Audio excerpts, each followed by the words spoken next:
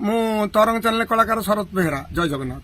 ଘର ତାଳପଡା ଖୁଣ୍ଟଳ ବାସିନ୍ଦା। କଣ ସମସ୍ୟା ହେଇଛି? ସମସ୍ୟା ଯାଇଛି ଆମର ସାଇ ଘର ଗୋଟେ ପାଟିମୁଣ୍ଡ ଝଗଡା ଲାଗିଥିଲା ପିଲାଙ୍କ ସାଙ୍ଗରେ। ସିଏ ତାପରେ ତାଙ୍କର କେସ୍ କୁସା ଏବେ ରହିଥିଲା 30 ତାରିଖରେ। ତହସିଲ ସାର୍ ବି ଡାକିଥିଲେ। ତହସିଲ ସାର୍ କହିଲେ ବାପାଙ୍କ ନାଁ ପଡିଛି ତାଙ୍କୁ କାହିଁ ଡାକିଲ ଜୟ ଜଗନ୍ନାଥକୁ, ସେ ଭଲ ଲୋକ ଆଉ ତାଙ୍କୁ ଦଳେଇ ସାର୍ ଡାକିବ ନାହିଁ ସେ କହିଥିଲେ ମଧ୍ୟ। ପୁଣି ଆମ ପିଲାମାନେ ତାଙ୍କର ପିଲା ପାଖରେ ଝଗଡା କରି ପୁଣି ଯାଇକି କେସ୍ ଦେଇଥିଲେ। ମୋ ନାଁ ବାପାଙ୍କ ନାଁ ଶରତ ଚନ୍ଦ୍ର ବେହେରା।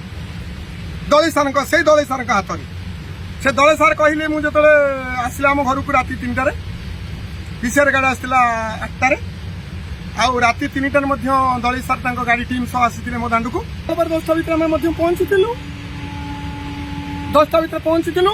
କାହିଁ ଏତେବେଳେ ଯାଏ ଆସିଲି ବୋଲି ମତେ ସେ ଘରେ ନେଇ ମତେ ପେଲିକା ନେଇ ଆମ ବାପ ପୁଅ 4 ଜଣଙ୍କୁ, ଯୋଉଟା ଜମି ସକାଶେ ଝିଅ ସକାଶେ ପିଲାଙ୍କର ଅଳ୍ପ ଝିଅ ମୋର ଅଳ୍ପ ଜମି ହେଇଥିଲା, ସେଠି ନେଇ ମୁଁ ବସେଇ 9 ଘଣ୍ଟା ଧରି ମତେ ଦିନମାନ ବସେଇଛନ୍ତି ମଙ୍ଗଳବାର।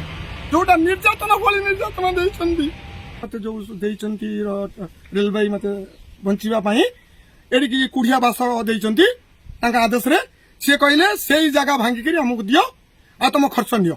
ଆପଣ ସରକାରୀ ଜାଗାରେ ରହୁଛନ୍ତି? ହଁ, ସରକାରୀ ଜାଗାରେ ମୁଁ ରେଳବାଇ ଜାଗା। କେତେ ବର୍ଷ ଧରି ରହିଲେ? 18 ବର୍ଷ ଧରି। 18 ବର୍ଷ ଧରି ରହିଛି। ନିଜସ୍ୱ ସମ୍ପତ୍ତି ନାହିଁ? ନିଜସ୍ୱ ସମ୍ପତ୍ତି ଯେତିକି ପିଲାମାନଙ୍କୁ ଦେଇଦେଇଛି। ଆଚ୍ଛା ଆଜ୍ଞା, ମୁଁ ଦିଟା ମ୍ୟାରେଜ ମୁଁ ପିଲାମାନଙ୍କୁ ଦେଇଦେଇଛି। ଯଦି ସରକାର ଉଠେଇଦିଏ ଆପଣ କେମିତି ଚଳିବେ? ନରେନ୍ଦ୍ର ମୋଦି ସରକାରଙ୍କର। କିନ୍ତୁ ମୁଁ ସେଇ ଯାର ନିବେଦନ କରୁଛି, ଦଳେଇ ବାବୁ ଯୋଉ ନିର୍ଯାତନା ଦେଇଛନ୍ତି 10 ଲକ୍ଷ ହେଲେ ବି ମାନହାନି ସରିବ ନାହିଁ। ମାନହାନି ମୁଁ ତାଙ୍କ ନାଁରେ ନିଶ୍ଚିତ କରିବି। ଯଦି ମୋ ଜାଗା ଉପରକୁ ଆସି ଫାଇନାଲ କଲେ ଇନଚାର୍ଜ, ମୋ ଜାଗା ଉପରେ ଫାଇନାଲ କଲେ ଆଜି ହଉ କାଲି ହଉ, ତାହେଲେ ମୁଁ ତାଙ୍କ କଥା ମାନିବି।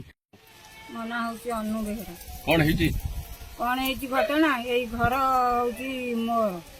ଘର ହଉଛି କଣ ମୋର, ମୋ ଶ୍ୱଶୁରର ଘର ସମସ୍ତେ ନେଇଗଲେ। ମୁଁ ହଉଛି ରେଳବାଇ ଜାଗାରେ ପଡିଛି। ରେଳବାଇ ଜାଗାରେ ପଡିଛି। ଏବେ କହୁଛନ୍ତି ତୁ ଘରୁ ଉଠିକିରି ଯା, ଆମେ ବାଟ ଗାଡିକିରି ଯିବା ଆସିବା କରିବୁ। ଜଗୁ, ସାଗର, ଏଣ୍ଡୁ, ଶିବାନୀ ଆଉ ବିକ୍ରମ ବେହେରା ଚଇନା। କଣ ସମ୍ପର୍କରେ କଣ? ସିଏ ସମ୍ପର୍କରେ ହେବେ, ଇଏ ହଉଛି ସଉତୁଣୀଙ୍କର ପୁଅ, ସିଏ ହଉଛି ହେଲେ ସଉତୁଣୀ ପୁଅ, ସିଏ ହଉଛି ଦିଅର ପୁଅ। ଦିଅର। ହଁ, ସରପଞ୍ଚକୁ ବି କହିଥିଲି। ସରପଞ୍ଚକୁ ବି ମୁଁ ଏଇଠୁ ବିଦା କରିଦେଲି। ମୁଁ କହିଲି ମୋ ଘର ମୁଁ ଭାଙ୍ଗିବିନି, ଆଉ ଆପଣ ମାନେ ତମେ ଯାଆନ୍ତୁ, ଯାହା କରିବା କଥା କରନ୍ତୁ। ଆଉ ଯୋଉ ଥାନା ବାଲା ଆସିଲେ, ମୁଁ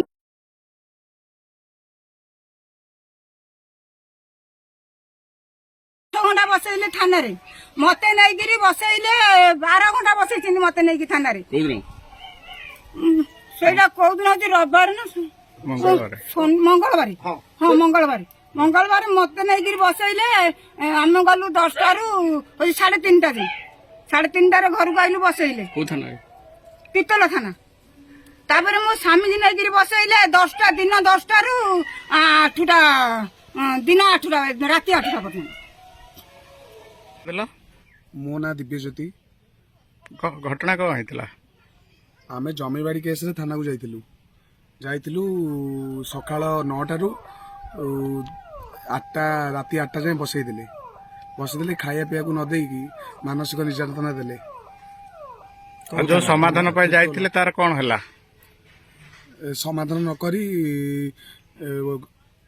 ୱାର୍ଡ ମେମ୍ବର ପ୍ଲସ ସରପଞ୍ଚକୁ ବସେଇ ଅଳ୍ପ ଟିକେ ସମାଧାନ କରି ପଠେଇଦେଲେ ଘରକୁ ଆସିଲା ପରେ ପୁଣି ଝଗଡ଼ାଝାଣ୍ଟି ହେଇ ଏଇ ଜମିବାଡି କେସରେ ବାପା ମନା କଲେ ବୋଲି କହିଲେ, ମୁଁ ଯାହା ସମ୍ପତ୍ତି ବାଡି ଅଛି ମୁଁ ବାଣ୍ଟି ବୁଣ୍ଟି ଆରାମସେ ଅଳ୍ପ ଦେଇଦେବି, ଏତିକି।